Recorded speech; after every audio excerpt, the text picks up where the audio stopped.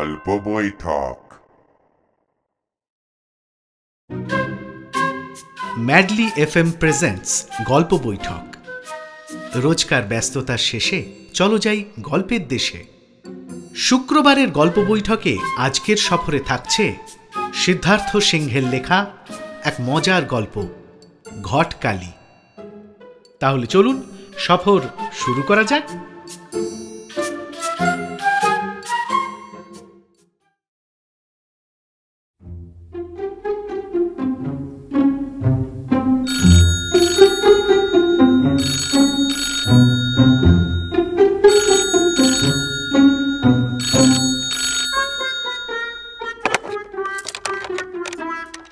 শান্তাপ্রসাদ phone ধরতেই ও প্রান্ত থেকে রিচার গলা ভেসে এলো।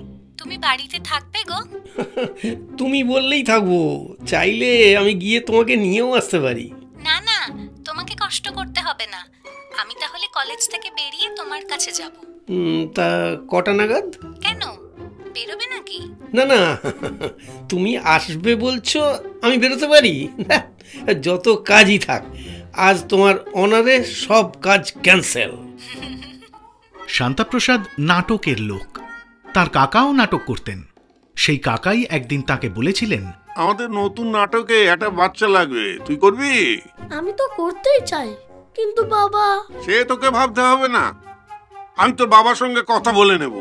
তার আগে তুই বল, তুই রাজি আছিস কিনা? এক গাল হেসে তিনি মাথা কাত করেছিলেন। মরা সৈনিকের মতো ছোট্ট রোল, 2-3টে মাত্র ডায়লগ। তবু 4-5 দিন ধরে তাকে রিহার্সালে যেতে হয়েছিল। রাসবিহারী মোড়ের মুক্তাঙ্গনে মরা চাঁদ নাটকটি শেষ হবার পরে তিনি জেনেছিলেন তাঁদের খিটখিটে বুড়ো পরিচালকের নাম বিজন ভট্টাচার্য। তখন বুঝতে পারেননি উনি কে। পরে জানতে পেরে নিজেকে সৌভাগ্যবান মনে করতেন। তাই কোথাও সুযোগ পেলে এখনো বড় মুখ করে বলে বসেন, আমার নাটকের হাতে খড়ি হয়েছে কার হাতে জানো? তিনি হচ্ছেন বিজন ভট্টাচার্য। সেই শুরু। তারপর কত নাটক যে তিনি করেছেন। বিজনবাবু মারা যাওয়ার পর কত নামকরা দলে অভিনয় করেছেন। বনিবনা না হওয়ায় দল থেকে বেরিয়ে এসে নিজেই দল তৈরি করেছেন। আবার মনোমালিন্য হওয়ায় সেই দল ছেড়ে বেরিয়ে এসে আর একটা দল গড়েছেন। ঘরে ঘরে টেলিভিশন আসার পর নাট্যশিল্প যখন একেবারে কোণঠাসা, নাটকের দিকে কেউ আর সেভাবে ঝুঁকছে না, সবাই সিরিয়াল করার জন্য ছুটছে, তখনও উনি স্থির থেকেছেন। নাটককে ধরে রাখার জন্য লড়াই চালিয়ে গেছেন। তার দলে অভিনয় করতেন রিচার মা রত্নদীপা। বিশাল বাড়ি তাঁদের, অনেকগুলো ঘর। রিহার্সালের জন্য ঘর পাওয়া যাচ্ছে না শুনে উনি নিজেই তার একটা ঘর ছেড়ে দিয়েছিলেন। সেইখানেই রিচাকে প্রথম দেখেন শান্তাপ্রসাদ। সে তখন 7 কি 8-এ পড়ে। মাত্র কয়েকদিনের মধ্যে কি যে হলো কে জানে। শান্তাপ্রসাদ তার জন্য পাগল হয়ে উঠলেন। শুধু তাকে দেখার জন্যই রিহার্সালের দিন ছাড়াও যখন তখন চলে যেতেন ওদের বাড়ি। রিচাও লুকিয়ে লুকিয়ে তাকে ফোন করত। হ্যালো, কি করছো তুমি? এই তো। কেমন আছো? ঠিক আছি। কবে আসবে বলো তো? যাবো। 2-4টে কথা ব্যাস। তারপরেই হঠাৎ এই রে, মা আছে বলেই লাইনটা কেটে দিত। যেদিন শো থাকতো শুধু ওকে এক ঝলক চোখের দেখার জন্যই তার বাড়ির একদম উল্টো দিকে হলেও তিনি রত্নদীপাকে ট্যাক্সি করে বাড়ির দৌড় গোড়া অবধি পৌঁছে দিতেন। উঁকি ঝুঁকি মারতেন যদি কলিং বেলের শব্দ শুনে ও দরজা খুলে বেরিয়ে আসে। শান্তাপ্রসাদের ছেলে ঋত্বিক, রিচারই মধ্যবয়সী, খুব বেশি হলে 2-3 বছরের বড় হবে। নাট্যদলের লোকেরা যে যার মতো গিয়ে বইমেলার মাঠে নির্দিষ্ট একটা জায়গায় জড়ো হতেন। শনি রবিবার এবং মেলা চলাকালীন অফিস সাধারণত 26শে জানুয়ারি পড়ে। ওই দিন তো স্কুল কলেজ কাছারি সব ছুটি। ফলে ওই দিন আর বইমেলার শেষ দিন সবাই তাদের ছেলে মেয়েদের নিয়ে যেতেন। তার ছেলেকে নিয়ে গেলেও শান্তাপ্রসাদ কিন্তু নিজের ছেলের হাত ধরে নয়, রিচার হাত ধরেই ঘুরতেন। মাঝে মাঝে ইচ্ছে করেই দলছুট হয়ে যেতেন। তিনি নিজেই প্রকাশ্যে বলতেন, মেয়েদের আমি ভীষণ ভালোবাসি। আসলে আমাদের বংশে কোনো মেয়ে নেই তো, আমাদের সব ভাই বোনেরই ছেলে, এমনকি আমারও। একমাত্র আমার ছোট বোনেরই একটা মেয়ে, কিন্তু ওরা তো থাকে জামশেদপুরে। 9 মাসে 6 মাসে এক আধবার ছাড়া ওকে কাছেই পাই না। আমাদের দুজনেরই একটা মেয়ের খুব শখ ছিল, কিন্তু কি করব, রিচার মতো যদি আমাদের একটা মেয়ে থাকতো। রিচাও সেরকম। সে তার মায়ের সামনেই একদিন তাকে বলেছিল, আমার না তোমাকে ভীষণ ভালো লাগে গো, আমি তোমাকে এবার থেকে বাবা বলে রাখবো। রত্নদীপা চোখ বড় বড় করে ওর দিকে তাকাতেই নিজে কি বলে ফেলেছে বুঝতে পেরে ও বলেছিল, না না, আমি তা বলিনি, বলছি পাতানো বাবা। আরে ওই পাতানো ছেলে, পাতানো ভাই হয় না, আরে সেই রকম। পাতানো নয়, জন্মদাতা বাবা ছাড়াও মেয়েরা আর একজনকেও বাবা ডাকে। আমি তো সেই বাবা হতে চাই। মাঝে মাঝেই ওরা দল বেঁধে কাছে পিঠে ঘুরতে যেতেন, বছরে অন্তত একবার সপরিবার। তেমন বেড়ানো বহুদিন হয়নি। এরপরে আর কোথাও যাওয়া যাবে না, সামনেই রিচার মাধ্যমিক পরীক্ষা, যে ঋত্বিকেরও হায়ার সেকেন্ডারি, অন্যদের ছেলে মেয়েদেরও তাই। ফলে নাট্যদলের সবাই মিলে ঠিক করলেন এবার মুর্শিদাবাদে বেড়াতে যাবেন। সব ঠিকই ছিল, কিন্তু শেষ মুহূর্তে একবারে বেরোনোর দিন গোছগাছ করার সময় হঠাৎ মায়ের শরীর খারাপ দেখে শান্তাপ্রসাদ বেঁকে বসলেন। না না, মাকে এভাবে রেখে যাওয়া যাবে না, তোমরা বরং যাও, আমি থাকছি। সেটা ঠিক হবে না, তুমিই এর উদ্যোক্তা, তুমি যদি না যাও সেটা ভালো দেখাবে না। তুমি বরং ছেলেকে নিয়ে ঘুরে এসো। বাচ্চা তো, সব ঠিক হয়ে যাবার পর যদি যাওয়া না হয় ওর আবার মন খারাপ হবে। আর আমার শরীরটাও তো ঠিক নেই, তুমি জোর করেছিলে বলেই যাচ্ছিলাম। আমি থেকে যাই, মাকে দেখাশোনা করতে পারবো। তোমরা যাও, ঘুরে এসো। নাট্যদলের লোকেরা যেন একই পরিবারের সদস্য, তাই পৃথক ঘর নয়, স্টেশনের কাছেই ওরা একটা ডরমেটারি নিয়েছিল। তাতে যেন সবার আনন্দটা আরও 10 গুণ বেড়ে গিয়েছিল। মধ্যরাত অবধি গল্প গুজব, হাসি ঠাট্টা, আড্ডা সব চলছিল। ভোরবেলায় রিচা আর ছেলেকে নিয়ে মর্নিং ওয়াক করতে বেরিয়ে পড়তেন শান্তাপ্রসাদ, এবং ইচ্ছে করেই হাঁটার গতি কমিয়ে দিয়ে ওদের থেকে একটু পিছিয়ে পড়তেন। বুঝতে পারতেন তিনি মনে মনে যা চাইছেন তাই ঘটতে চলেছে, আর সেটা টের পেয়ে নিজে নিজেই মনে মনে হাসতেন। ছেলের হয়ে বাবা ঘটকালি করছে। ওদের ফেরার রিজার্ভেশন ছিল না। এতটা পথ যাবেন, এখান থেকে আদৌ সিট পাওয়া যাবে কি? তাই মুর্শিদাবাদ কোর্ট স্টেশন থেকে উল্টো দিকের ট্রেন ধরে ওরা সোজা লালগোলা চলে গিয়েছিলেন। একটা খোপেই গাদাগাদি করে বসেছিলেন। জানলার পাশে বসেছিল রিচা, তার পাশেই ঋত্বিক। গল্প করতে করতে একসময় ঋত্বিকের কাঁধে মাথা রেখে ঘুমিয়ে পড়েছিল রিচা। উল্টো দিকে বসা রত্নদীপাকে জিজ্ঞেস করেছিল ঋত্বিক, এরপরে কোথায় বেড়াতে যাবে? তোর চেহারাটা দেখেছিস? আগে 10 কিলো ওজন কমা, তারপরে যাব। ফিরে এসে মিরাকল ঘটে গেল। যে ছেলেকে মা বাবা ভোরবেলায় ঠেলে তুলেও কোনোদিন দুপা হাঁটাতে পারেনি, সেই ছেলেই কিনা পরদিন বাবাকে বলল, বাবা আমি জিমে ভর্তি হব। হাজার বলেও কেউ যার হুটহাট করে ফাস্ট ফুড খাওয়া কমাতে পারেনি, সেই ছেলেই কিনা আচমকা ও সব কিছু ছেড়ে দিয়ে ডায়েট করা শুরু করে দিল। মুখ ফসকে একদিন বলেও ফেলল, যেভাবে হোক আমি 2 মাসের মধ্যে 10 কিলো ওজন কমিয়ে ফেলবই। কি গো, কি হয়েছে গো? আমি কি জানি।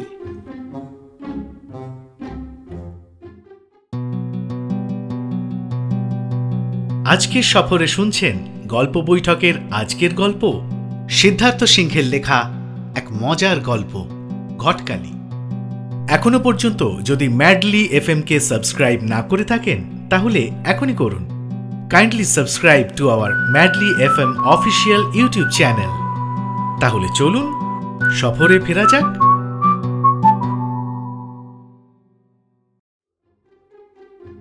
রিহার্সাল শেষ হওয়ার পর রিচা ঘরে ঢুকতেই শান্তাপ্রসাদ বললেন, এতক্ষণ কোথায় ছিলে? এসো এসো, কতদিন তোমাকে দেখিনি। কি ব্যাপার বলুন তো আপনাদের?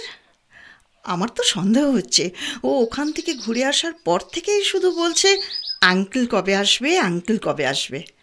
বারবার জিজ্ঞেস করছে, মা আমাকে কি কেউ ফোন করেছিল?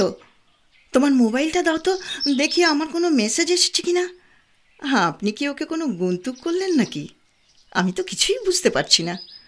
আপনাকে কিচ্ছু বুঝতে হবে না, এটা আমার আর ওর ব্যাপার। আচ্ছা মা, তোমার ভালো নামটা যেন কি? সায়ন্তনী। সায়ন্তনী চ্যাটার্জি? না না, চ্যাটার্জি না, দে। ওহো, হ্যাঁ হ্যাঁ, তোমরা তো দে দে পদবী ভালো লাগে। না, একদম না, খালি মনে হয় হাত পেতে আছি। দে, যা পারিস দে। চ্যাটার্জি পদবীটা ভালো লাগে না? ওটা তো তোমার পদবী। যারই হোক, ভালো লাগে কি না বলো। দাঁত দিয়ে ঠোঁট টিপে হাসি হাসি মুখ করে চোখের ইশারায় ও বোঝালো দারুণ। ট্রেতে চায়ের কাপ তুলতে তুলতে রত্নদীপা মজা করে বললেন, কি হচ্ছে এসব? তারপর থেকেই যখনই শান্তাপ্রসাদ রিহার্সালে যেতেন, রিচাকে ঘরে ঢুকতে দেখলেই না দেখার ভান করতেন। এ পকেট ও পকেট হাতড়ে বলতেন, এই রে, সিগারেট ফুরিয়ে গেছে, চল তোমার রিচা, সামনের দোকান থেকে সিগারেট নিয়ে আসি। বাইরে বেরিয়েই পকেট থেকে মোবাইল বের করে টপাটপ বোতাম টিপতেন ছেলের নম্বরে। বলতেন, দেখ আমার সঙ্গে কে আছে, কথা বল। বলেই রিচার হাতে মোবাইলটা দিয়ে বড় বড় পা ফেলে এগিয়ে যেতেন এবং যতক্ষণ পারা যায় ছেলের সঙ্গে ওকে কথা বলতে দিতেন। আবার কোনোদিন রিহার্সাল দিতে দিতে রিচাকে দেখলেই বলতেন, আমি তো রিহার্সাল করাচ্ছি, দেখ তো মা ও কোচিংয়ে গেছে কিনা। বলেই ওর দিকে বাড়িয়ে দিতেন মোবাইল আর মনে মনে বলতেন, হে ঈশ্বর, তুমি আমাদের মেয়ে দাওনি, ঠিক আছে, একে যাতে মেয়ের মতোই আমরা আমাদের কাছে রাখতে পারি তার ব্যবস্থা করে দাও। এত মিষ্টি মেয়ে এই পৃথিবীতে যে আমরা আর দ্বিতীয়টি খুঁজে পাবো না। তিনি কি চান সরাসরি নয়, রত্নদীপাকে সেটা তিনি বারবার আকার ইঙ্গিতে বোঝাবার চেষ্টা করেছেন। একবার বলেছিলেন, ওর মা তো সেদিন বলছিল তাহলে ওদের একদিন আসতে বলো। সঙ্গে সঙ্গে তাহলে শব্দটার ওপর জোর দিয়ে রিচার মা বলেছিলেন, তাহলে মানে তার আগে নিশ্চয়ই কোনো কথা হয়েছে। হ্যাঁ হ্যাঁ, নিশ্চয়ই কোনো কথা হয়েছে। কি কথা গো? না না, কিছু না। ও, তুমি আমাকেও বলবে না? শান্তাপ্রসাদ ইশারায় রিচাকে বলেছিলেন পরে বলবো, কিন্তু ওর মা সারাক্ষণ মুখের সামনে গ্যাঁট হয়ে বসে থাকায় সেদিন আর ওই কথাটা বলা হয়ে ওঠেনি তাঁর। তাহলে কি ওই কথাটা শোনার জন্যই ও আজ আসতে চাইছে? মনে মনে ভাবলেন, আসুক, যেটা তিনি ওকে বলতে চান, গত 7-8 বছর ধরে যেটা ঘটাবার জন্য তিনি প্রস্তুতি চালাচ্ছেন, সেটা আজ সরাসরি না বললেও অন্তত তার একটু আভাস দেবেন নিশ্চয়ই। বলবেন, আমি চাই এইভাবে মাঝে মাঝে নয়, তুমি আমাদের কাছে চিরজীবনের জন্য থাকো, এ ঘরেরই একজন হয়ে। এতেও কি ও বুঝতে পারবে না আমি কি বলতে চাইছি? এত বোকা ও। ছেলে কি জানে ও আসছে? গলা তুলে ডাকতে গিয়েও চুপ করে গেলেন তিনি। বউ শুনলে আবার খ্যাঁক খ্যাঁক করে উঠবে। তিনি চান না তার ছেলের মাথায় এখনই এসব ঢোকাতে। যখন যা হওয়ার তা হবে। এখন তো পড়াশোনা করুক, আগে নিজের পায়ে দাঁড়াক। বউ খুব একটা ভুল বলছে না বুঝতে পেরেও নিজের মনকে কিছুতেই বশে রাখতে পারছিলেন না তিনি। দেরি হয়ে গেলে এই দুজনের কোনো একজনের চোখ যদি অন্য কারোর দিকে চলে যায়, তখন এই বয়সটা তো খুব মারাত্মক। তাই তিনি কোনো রিস্ক নিতে চান না। তাদের সম্পর্কটা যাতে আরও গভীর হয়, তার জন্যই তিনি পাশের ঘরে গিয়ে ছেলেকে বললেন, তুই বিকেলের দিকে আছিস তো? কেন? রিচা আসছে। তা আমি কি করব? কি আর করবি, থাকবি। আমার কোচিং আছে।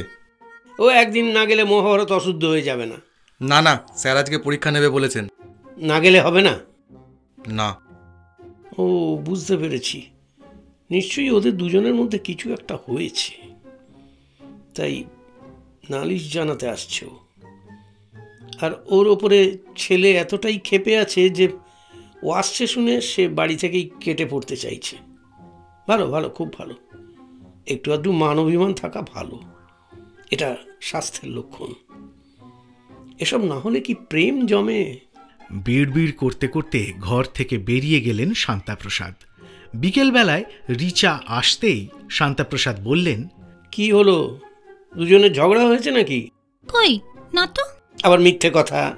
না গো, সত্যিই কিছু হয়নি। তাহলে? তোমাকে একটা কথা বলার ছিল। এর মধ্যে শান্তাপ্রসাদ আন্দাজ করে ফেলেছেন রিচা কি বলতে পারে, এবং এটাও অনুমান করেছেন তার ছেলে তার কাছে কোন কথাটা সংকোচ করে বলতে পারছে না। যেহেতু ঋত্বিক ভালো মতো জানে যে রিচা নিজের বাবা মায়ের কাছে মন খুলে বলতে না পারলেও সে কিন্তু তার বাবা শান্তাপ্রসাদের কাছে যে কোনো কথা অনায়াসেই বলতে পারে, তাই রিচার ওপর দায়িত্ব দিয়ে ঋত্বিক সরে পড়েছে। সেই কথাটা যত তাড়াতাড়ি সম্ভব শোনার জন্য শান্তাপ্রসাদ বললেন, কি বলো না। এতদিন পর এই প্রথমবার তাঁর সাথে কথা বলতে গিয়ে রিচা আমতা আমতা করতে লাগলো। তারপর বলল, আসলে ও না একজনকে ভালোবাসে। কে? ঋত্বিক। জানি তো। তুমি জানো? হ্যাঁ। কে বলো তো? নামটা তুমিই বলো না। অর্চনা। অর্চনা? এরকম কোনো নাম শোনার জন্য একদম প্রস্তুত ছিলেন না তিনি। নামটা শোনার পর যেন আকাশ থেকে পড়লেন। খুব ভালো মেয়ে, আমারও খুব ভালো বন্ধু। ঋত্বিকই আলাপ করিয়ে দিয়েছিল। ওর মা নেই, কদিন আগে বাবাও মারা গেছেন। ওদের না আর্থিক অবস্থাটাও খুব শোচনীয়। কি করবে, কোথায় থাকবে ও ঠিক জানে না। তুমি যদি এ সময় ওর পাশে এসে দাঁড়াও তাহলে। অর্চনা? আমি তো নিজেকে দিয়ে দেখেছি তোমরা মানুষকে কত ভালোবাসো, কত সহজে সবাইকে আপন করে নাও। আমি জানি না, আমি কিন্তু অর্চনাকে কথা দিয়ে দিয়েছি, তুমি না করতে পারবে না। যাকে আমি নিজের ছেলের বউ হিসেবে ঘরে তুলতে চেয়েছিলাম, সেই কিনা আমার ছেলের জন্য ঘটকালি করতে এসেছে। রিচার বদলে অর্চনা। বেশ, ঠাকুর তুমি যখন চাইছো তাহলে তাই হোক, তাই হোক।